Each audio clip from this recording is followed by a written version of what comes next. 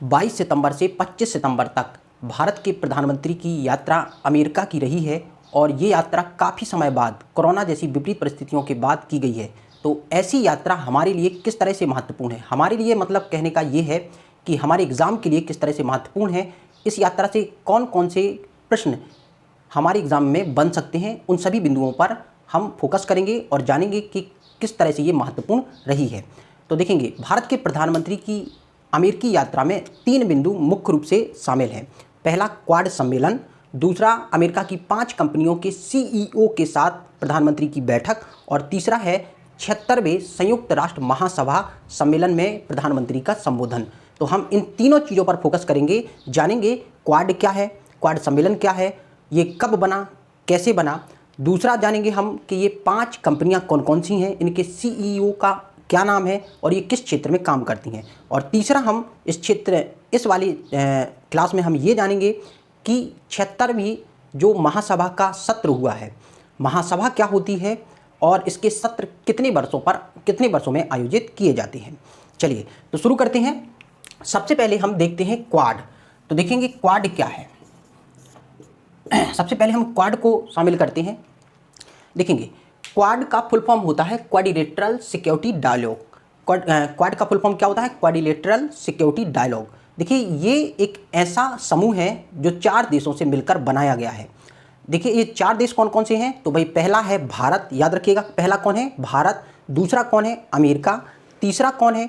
तीसरा जापान। और चौथा कौन है? ऑस्ट्रेलिया। देखिए क्वाड जो समिट है इसकी सबसे पहले बात की थी जापान के प्रधानमंत्री शिंजो अबे ने साल 2007 में, लेकिन इस समय ये बन नहीं पाया। कारण था कि चीन ने इसमें विरोध जताया था। परंतु नवंबर 2017 में इस सम्मेलन या संगठन का गठन किया गया प्रशांत और हिंद महासागर में शांतिपूर्ण कार्यों के लिए। तो ये सम्मेलन कैसा है, ये संगठन कैसा है? प्रशांत और हिंद महासागर के इन देशों द्वारा आपसी तालमेल से, आपसी समझ से प्रशांत और हिंद महासागर में शांतिपूर्ण उद्देश्यों को प्राप्त करने के लिए इस सम्मेलन या संगठन का गठन किया गया था। देखिए इसके बाद क्या हुआ, इस सम्मेलन ने, क्वाड सम्मेलन ने, देखिए साल 2020 में, कब? साल 2020 में मालाबार अभ्यास किया। वैसे तो मालाबार अभ्यास 3 देशों द्वारा ही किया जाता है। ये 3 देश कौन कौन से हैं? वार्षिक नौसैनिक अभ्यास है ये। कैसा है? वार्षिक नौसैनिक अभ्यास। 3 देश कौन कौन शामिल होते हैं? तो भाई पहला है जापान, दूसरा है भारत और तीसरा है अमेरिका।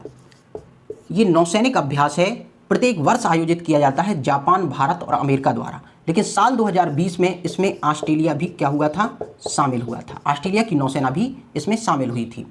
तो इस तरह से क्वाड सम्मेलन वर्तमान में इन राष्ट्रों के आपसी तालमेल के द्वारा विश्व में शांति और सामंजस्य बनाने का प्रयास कर रहा है।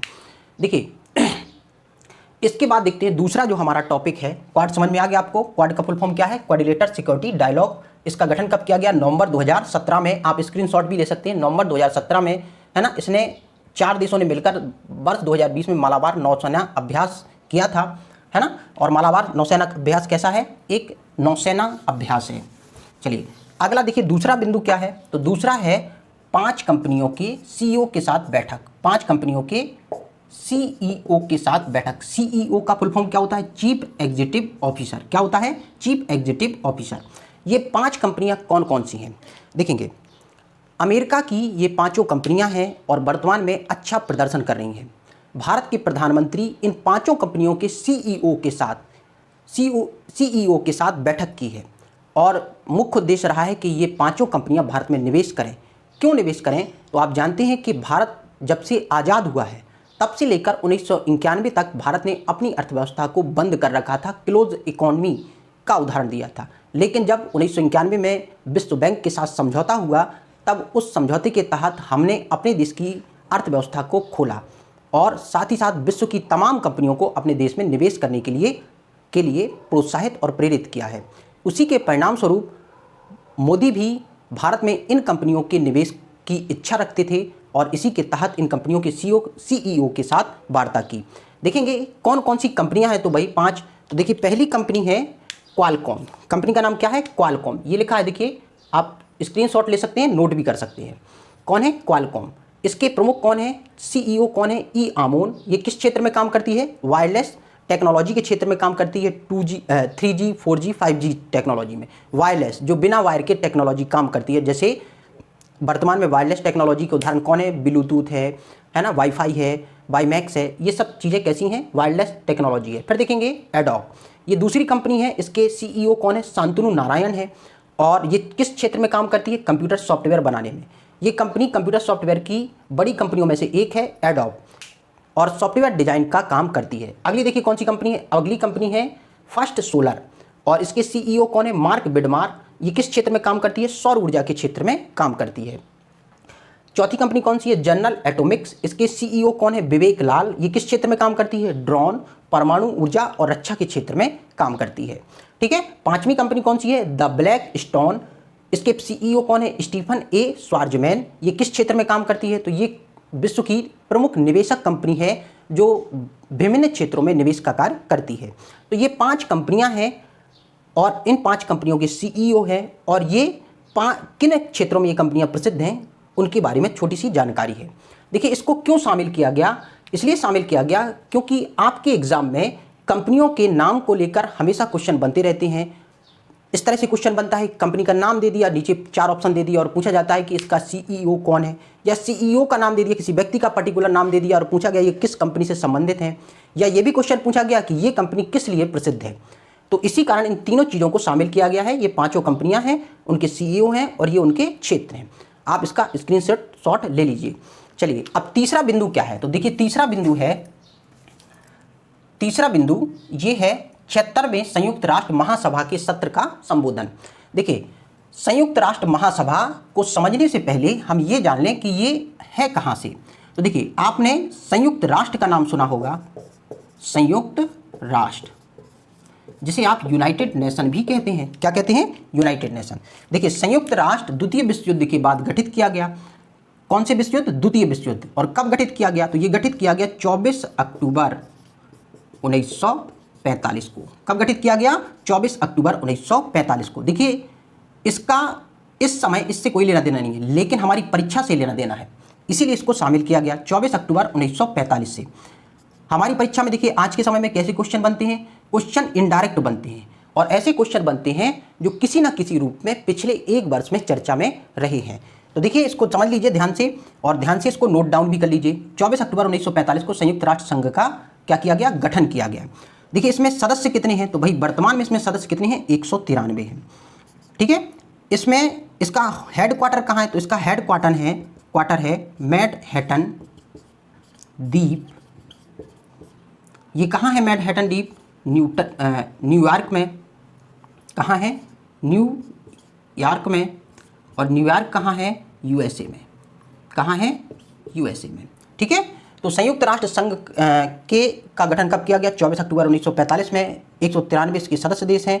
मैनहट्टन द्वीप न्यूयॉर्क में इसका मुख्यालय है। इसके प्रमुख कौन है वर्तमान इसके प्रमुख हैं गुटरेस, एंटोनी गुटरेस उनका पूरा नाम है। गुटरेस इसके प्रमुख हैं। देखेंगे इसके 5 अंग हैं, 5 प्रमुख अंग हैं संयुक्त राष्ट्र संघ के, और उन 5 प्रमुख अंगों में से एक अंग कौन है, संयुक्त राष्ट्र महासभा। इन 5 प्रमुख अंगों में से एक अंग कौन है, संयुक्त राष्ट्र महासभा। चलिए तो अब संयुक्त राष्ट्र महासभा के बारे में जान लेते हैं। देखेंगे जब संयुक्त राष्ट्र संघ का गठन 24 अक्टूबर 1945 को हुआ, तो स्वाभाविक है कि महासभा का भी गठन कितने तारीख को हुआ होगा, इसी तारीख को हुआ होगा। फिर देखेंगे इसके संयुक्त राष्ट्र संघ के जितने सदस्य हैं उतने ही वर्तमान में महासभा के भी सदस्य हैं। अब देखिए इसका प्रत्येक वर्ष सत्र आयोजित किया जाता है। सभी सदस्य जितने होते हैं सभी लोग इसमें शामिल होते हैं, और उन्हीं सदस्यों में से एक सदस्य को अध्यक्ष के रूप में नियुक्त किया जाता है। तो देखिए ये 76वां संयुक्त राष्ट्र महासभा का सत्र था, और इस सत्र में जो अध्यक्ष थे वो 9 जून 2021 को बनाए गए थे। देखिए जब सत्र होना होता है तो उसके 3 महीने पहले ही अध्यक्ष की घोषणा कर दी जाती है, अध्यक्ष बना लिया जाता है। तो 9 जून 2021 को इसके अध्यक्ष बन चुके थे। किसके लिए, 76वें सत्र के लिए। और ये अध्यक्ष कौन है, अब्दुल्ला शाहिद। याद रखिएगा नाम क्या है, अब्दुल्ला शाहिद। किस सत्र के हैं ये अध्यक्ष, 76वें। 77वें सत्र के अध्यक्ष बदल जाएंगे। 3 महीने पहले, सत्र शुरू होने के 3 महीने पहले अध्यक्ष की घोषणा हो जाती है। किसके अध्यक्ष, संयुक्त राष्ट्र महासभा के। आप देखेंगे ये कहाँ से हैं, तो ये मालदीव के विदेश मंत्री थे जिन्हें संयुक्त राष्ट्र महासभा का अध्यक्ष बनाया गया 76वें सत्र के लिए। तो प्रधानमंत्री ने इसी सत्र को संबोधन किया है, 76वें सत्र में संबोधन करने के लिए ही वो अमेरिका गए थे। अगला देखेंगे, ये तीनों बिंदु हो गए। अब हम लोग ये जानने का प्रयास करेंगे कि क्या वार्ता हुई, कैसी वार्ता हुई। देखेंगे, मैंने आपको पहले ही बताया है क्वाड सम्मेलन के अंतर्गत भारत के प्रधानमंत्री ऑस्ट्रेलिया,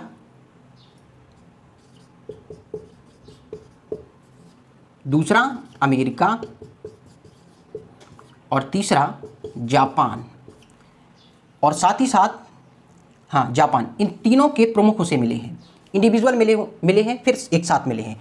एक साथ क्वाड सम्मेलन के तहत मिले हैं। इंडिविजुअल व्यक्तिगत संबंधों को दर्शाने के लिए भी मिलते हैं, ये कूटनीति होती है। चलिए तो देखेंगे, अमेरिका के इस समय राष्ट्रपति कौन है? जो बाइडन। कौन है? जो बाइडन।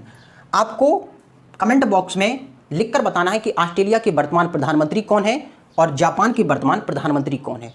सभी लोग कमेंट में ये जरूर बताएं ऑस्ट्रेलिया के प्रधानमंत्री कौन है और जापान के प्रधानमंत्री वर्तमान में कौन है। तो भाई अमेरिका के राष्ट्रपति कौन है? जो बाइडन। जो बाइडन ने कहा है कि भारत को यूएनएससी और एनएसजी का सदस्य होना चाहिए। ये फिर से एक बार मुद्दा उठाया गया है इस सम्मेलन में। देखिए क्या है, देखिए यूएनएससी क्या है? ये संयुक्त राष्ट्र सुरक्षा परिषद है।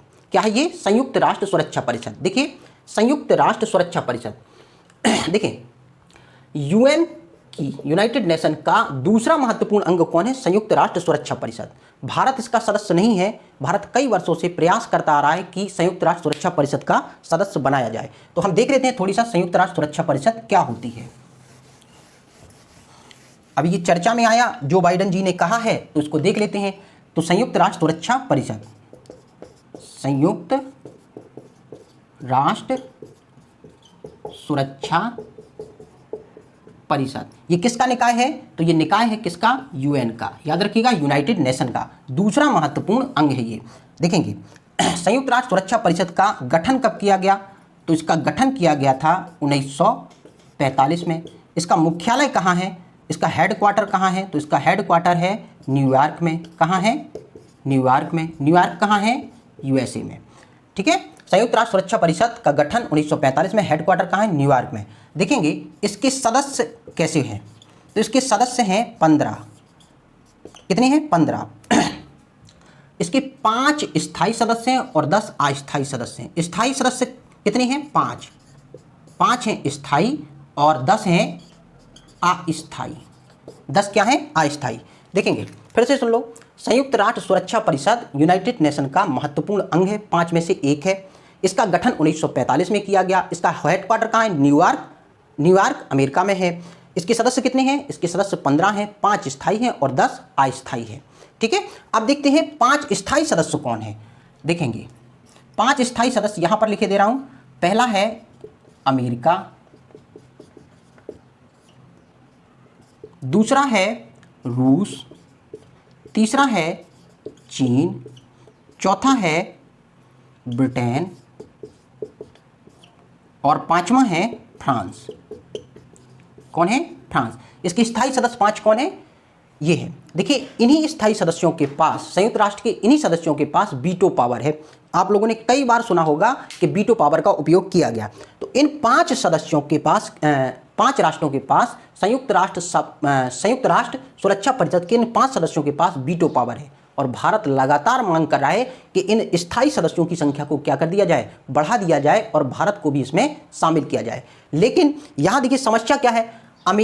समस्या ये है चीन लगातार भारत का विरोध कर रहा है और भारत को इस सदस्यता में शामिल होने के लिए मना कर रहा है। क्यों कर रहा है और इसके मना करने से क्या प्रभाव है? देखिए क्या है, इन 5 सदस्यों द्वारा जब तक पूरी तरह से नहीं कह दिया जाएगा, सभी लोगों द्वारा नहीं कह दिया जाएगा कि भारत को शामिल किया जाए, तब तक भारत शामिल नहीं हो सकता। चीन इस चीज़ के आधार पर भारत का विरोध कर रहा है कि भारत ने 1970 की परमाणु अप्रसार संधि, जिसको एनपीटी कहा जाता है, क्या कहा जाता है? एनपीटी, इसमें हस्ताक्षर नहीं किए हैं। देखिए ये क्या है? भारत ने इस संधि में इसलिए हस्ताक्षर नहीं किए क्योंकि परमाणु हथियार हमने बनाने सीखे हैं। परमाणु का उपयोग हमने हथियारों के अलावा अन्य क्षेत्रों में करना सीखा है। जैसे वर्तमान में हम भारत में 7 नाभिकीय रिएक्टर बना चुके हैं, जिनसे लगातार विद्युत का उत्पादन कर रहे हैं और अपने देश के लोगों के घरों को रोशन कर रहे हैं। और अगर हम 1970 की परमाणु अप्रसार संधि में हस्ताक्षर कर देते हैं तो नाभिकीय रिएक्टर में बनने वाली विद्युत ऊर्जा का उत्पादन भी हमें सीमित करना पड़ेगा, विश्व की गाइडलाइन के अनुसार करना पड़ेगा। ऐसे में मांग के हिसाब से आपूर्ति को सुनिश्चित नहीं किया जा सकता। यही कारण है कि भारत इस संधि में हस्ताक्षर नहीं कर रहा है। तो समझ में आ गया भारत को क्यों इसका सदस्य नहीं बनाया जा रहा है संयुक्त राष्ट्र सुरक्षा परिषद का। देखिए, अगला मुद्दा जो राष्ट्रपति द्वारा उठाया गया है, अमेरिका के राष्ट्रपति द्वारा, वो ये है। अगला मुद्दा जो अमेरिका के राष्ट्रपति द्वारा उठाया गया है एनएसजी का। देखिए, एनएसजी क्या होती है? एनएसजी परमाणु आपूर्तिकर्ता समूह है, एक गुट है, परमाणु आपूर्तिकर्ता समूह, उसका ग्रुप है ये, ठीक है। एनएसजी न्यूक्लियर सप्लायर ग्रुप, परमाणु आपूर्तिकर्ता का एक ग्रुप है, समूह है। देखिए, ये 48 देशों का समूह है जो परमाणु आपूर्तिकर्ता हैं, परमाणु खनिज को रखते हैं। देखिए, इसको ऐसे समझिए, बिल्कुल आसान भाषा में, विश्व के इन 48 देशों के पास परमाणु सबसे ज़्यादा उपलब्ध हैं। परमाणुओं में कौन है? परमाणुओं में 2 चीज़ें मुख्य रूप से शामिल हैं, एक यूरेनियम, दूसरा थोरियम। इनके पास विश्व के ज़्यादातर भंडार हैं और भारत के पास थोरियम तो ठीक है लेकिन यूरेनियम की अनुपलब्धता है। ऐसे में ये परमाणु आपूर्ति समूहों ने वर्ष 1975 में, कब? 1975 में एनएसजी ग्रुप बना लिया। क्यों बनाया? तो सुनिए, हुआ क्या था। भारत सरकार द्वारा वर्ष 1974 में भारत का पहला परमाणु परीक्षण किया गया राजस्थान के पोखरण में, जिसको आप सभी जानते हो स्माइलिंग बुद्धा के नाम से जानते हैं। किस नाम से जानते हैं? स्माइलिंग बुद्धा से। कब परीक्षण किया? 1974 में। तो भाई, भारत ने जब पहला परमाणु परीक्षण किया तो इन लोगों को डर लगा कि ऐसा ना हो भारत परमाणु विश्व से खरीद के, इन देशों से खरीद के परमाणु हथियार बनाने लगे और भारत परमाणु संपन्न देश बन जाए। तो इन लोगों ने घबराहट में 1975 में एनएसजी ग्रुप बना लिया ताकि भारत जैसे कोई भी देश नए तरीके से परमाणु का उपयोग करके परमाणु हथियार ना बनाए। और इसका उद्देश्य क्या था? इन 48 देशों के अलावा किसी भी देश को परमाणु खनिज ना बेचा जाए। भारत लगातार प्रयास कर रहा है मांग के अनुसार, बिजली शांतिपूर्ण कार्यों के अनुसार, कि हमें परमाणु खनिज बेचा जाए। क्यों बेचा जाए? क्योंकि इस समय हमारे पास प्राकृतिक संसाधन सीमित हैं, कोयला जैसे संसाधन सीमित हैं और साथ ही साथ हमारे देश में प्राकृतिक रूप से यूरेनियम भी नहीं पाया जाता। तो ऐसे में हमें यूरेनियम को आयात करना पड़ता है और ये लोग एनएसजी ग्रुप के लोगों को ही परमाणु खनिज बेचते हैं। हम उसके सदस्य नहीं हैं तो हमें ये नहीं बेचेंगे, और जब नहीं बेचेंगे तो हमारा जो विकासात्मक कार्य है बिना ऊर्जा के रुक जाएगा। तो भारत सरकार या भारत में जो भी सरकार रही है उनका यही प्रयास रहा है कि भारत किसका सदस्य बन जाए? एनएसजी का सदस्य बन जाए, ताकि हमें परमाणु खनिज आसानी से उपलब्ध हो सकें और हमारे विकासात्मक जो कार्य हैं ऊर्जा के आधार पर जो आधारित हैं वो रुके ना, लगातार अनवरत रूप से चलते रहें। तो भारत इसी कारण इस ग्रुप का सदस्य बनना चाहता है ताकि हमें परमाणु खनिज आसानी से उपलब्ध हो सकें। इसके अलावा भारत ने कनाडा के साथ भी परमाणु खनिज खरीदने की संधि की हुई है, लेकिन जब तक भारत इसका सदस्य नहीं बनेगा कनाडा हमें परमाणु खनिज बेच नहीं सकता है। ठीक है,